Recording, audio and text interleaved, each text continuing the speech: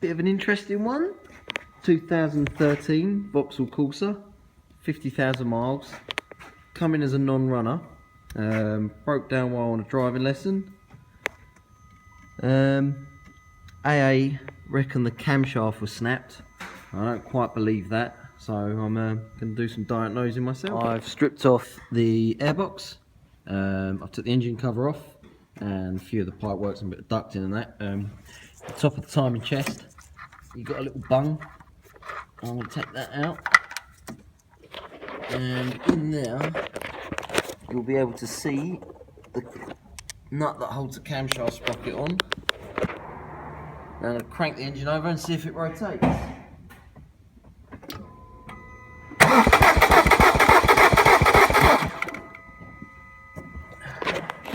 And that proves it's had a bit of a catastrophic failure. I'm going to hazard a guess that the timing chain's fallen off. The only way to find that out is strip the side of the engine down. So, wish me luck.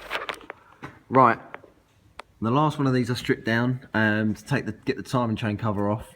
I know you've got to take the sump off because there's the oil pumps built into the front cover, and the oil strainer is connected to the cover and then goes into the sump. So if you try taking the cover off, you won't get it off because the sump's in the way, and the sump looks like it started to leak oil anyway, which is, you know, a good thing. Going to kill two birds with one stone, because I'm going to be resealing the sump when I put it back together.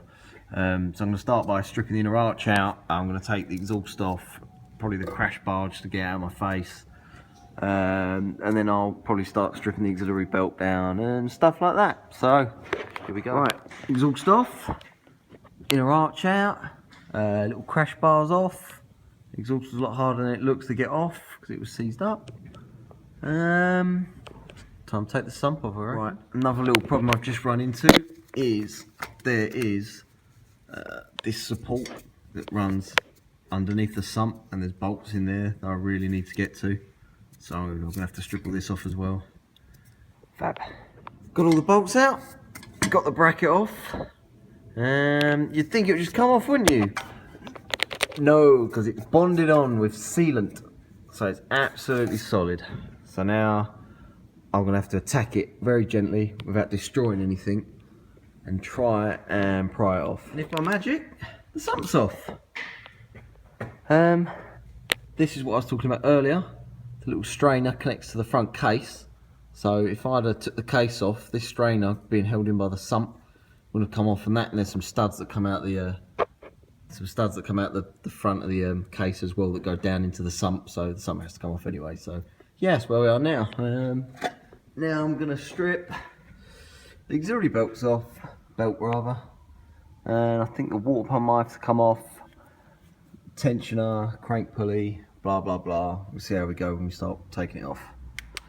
Right, I've got the crankshaft pulley off, I've got the timing belt, auxiliary belt tensioner off, I've got the auxiliary belt off. I was hoping I wouldn't have to take the water pump off because I didn't want to drain the antifreeze, but looking at the timing case and the pump, it's going to be right in my way, so I'm going to have to put my socket through the holes in the pulley, drain the coolant, take the water pump off, get that out of the way, make life easier. Also, the front main oil seal started to leak. You can see the oil pissing out here, so I'm going to have to order one of them now. You should normally pin the engine up and time it up to TDC before you undo this bolt, but as I know the chain's already snapped and it's broke, it really doesn't matter because I'm going to have to time it up at a later date. So I'm going to go ahead and gun this out, and just remember that this is left-handed thread, so don't go trying to undo it in the normal way, otherwise you'll only end up snapping the bolt in the crankshaft and causing yourself all sorts of headaches. Yeah, I'll crack on. So up here on the bottom of the radiator, just about see there's a drain plug, so I'm going to unscrew that. Hopefully I don't get a face full of coolant. Ooh, picking the worst place ever to stand. Careful.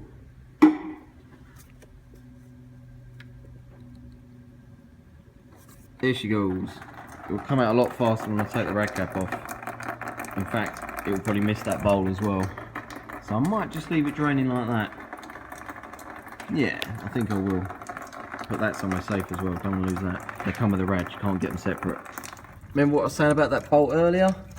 It See, it's normally lefty loosey, righty tighty. So you have to turn it this way to get it out. So, and it was really tight. I had to lock the flywheel, as you can see. Not the most ideal way to lock a flywheel, but it works. Bolt out. This locates the oil pump, because this is the oil pump built into the housing.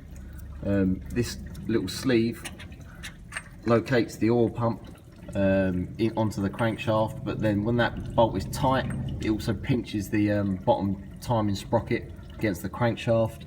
So it has to be done up to a very specific torque. I'll look that up later.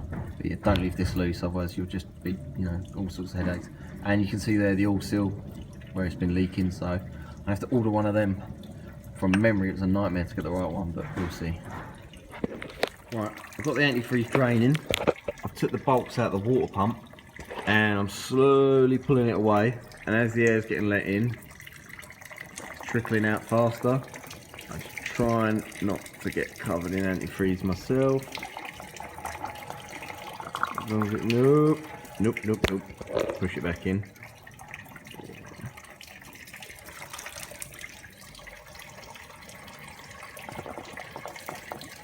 That's leaking out. It's down in my oil drainer. Not what I wanted. Right, I'm going for it. That's it. It's coming out. Nope. No, it's not coming out. Right, I'm gonna get another bowl. Take two. This pump is coming out now. Oh my god! Oh, it's all down my sleeve. Just what I wanted at 9 o'clock on a Friday night. Well, that's the water pump out. Caught some of it. Fab. Right, while I'm under here, I'm going to start unbolting the timing cover. So I'm going to cut the 10 mils, just run along the sides. So I'm going to take them out before I let the ramp down. And then I've got to somehow support the engine from underneath, because I'm going to have to take the top engine mount off and the little cradle it bolts to, so I can get to the bolts behind there. I'm not sure I'm going to do that because there's no sump now, but we'll work that out as we go. Oh, there's the engine code. Yeah, got the engine supported underneath, so I'm going to undo the top engine mount, take that off, and then I'm going to take the cradle off as well. Oil filler cap, little bracket thing is going to have to come off, and the rest of the 10 mils around the case. So yeah, got all the bolts out, got the mount off now, got the little cradly thing off. Now, moment of truth, I'm going to pull the cover off, and you get to see the first thing I see. Ooh, didn't sound good. Ooh, dearie me. Give it. Seems to be... There she is. It's not going to come out the top. It's going to have to go down the bottom. Well, look at that. That'll be the funny noise it made before it cut out then. Oh dear. Well, that confirms my suspicions. Broken timing chain. But now, because this chain is broke, it's going to cause a lot more damage to the top end of the engine. So now I'm going to have to strip all this down to see what sort of condition it's all in there. But what I have noticed is, this is the same turbo diesel Fiat engine that Vauxhalls have been using for ages, the 1.3s.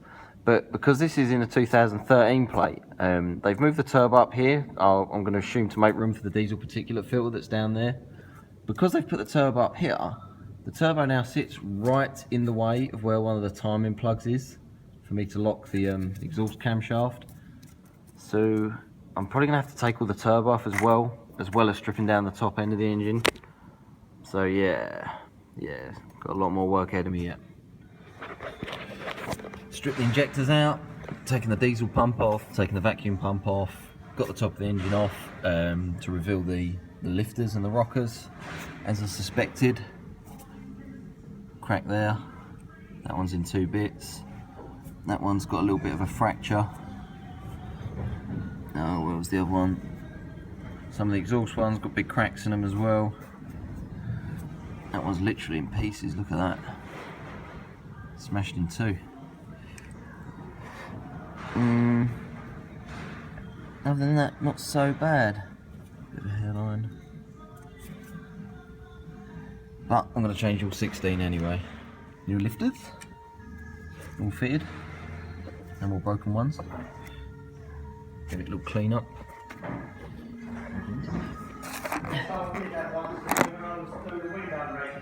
Yeah, I remember that.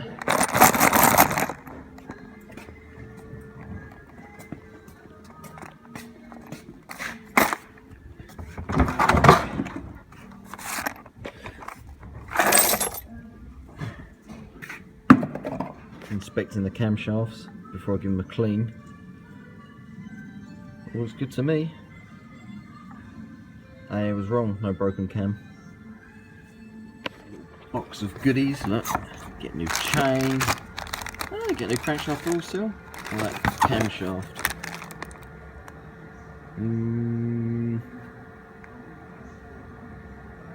Oil seal gives it away.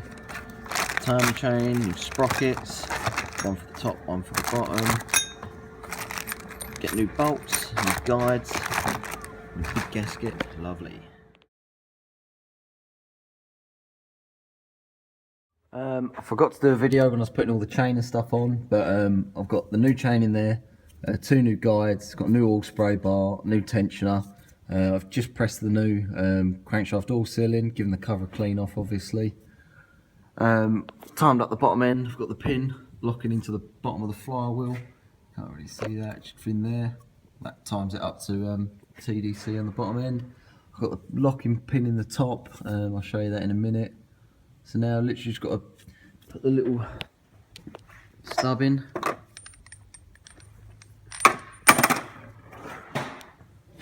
Goes in there to locate the oil pump.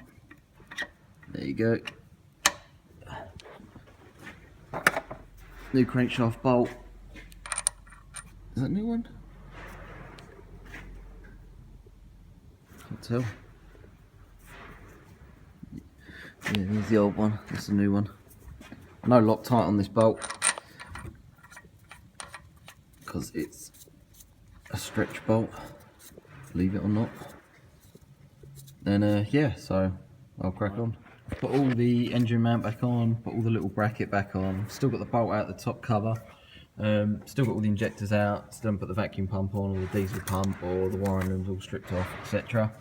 I've got the locking pin in the back of the inlet cam.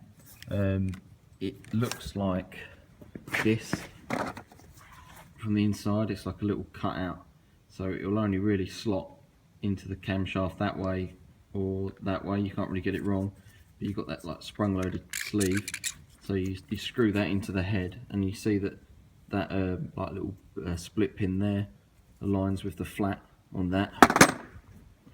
So when it's in like that, you screw the little sleeve in to like hold it in place, and then this is like spring loaded, it moves in and out, and you're twisting it around until it locks into the camshaft like that. So that shows that the top end's now tightened up.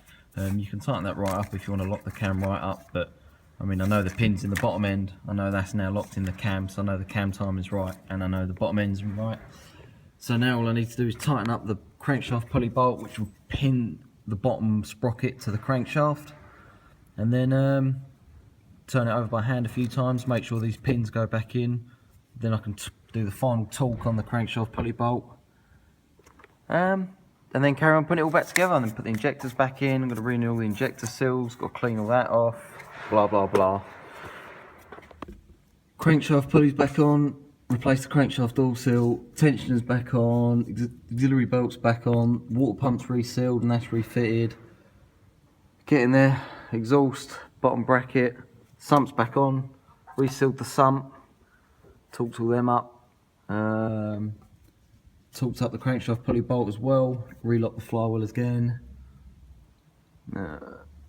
sump plugs tight and cleaned off. Yep, get in there, it's time, 3 o'clock. Yeah. Right, injectors are back in, fuel rails back in, wiring looms back on, all the little vacuum hoses are back on, airbox is back in, ducting's back in, lambda sensor, high pressure pumps on, fuel lines are on, vacuum pumps on, boost pipes back on, it's got coolant in it now. Yeah, it's all pretty much built back up. Just got to leave it overnight for the sump to dry, then put some oil in it, so leave this off to remind me. Leave the dipstick out and hopefully be good as gold.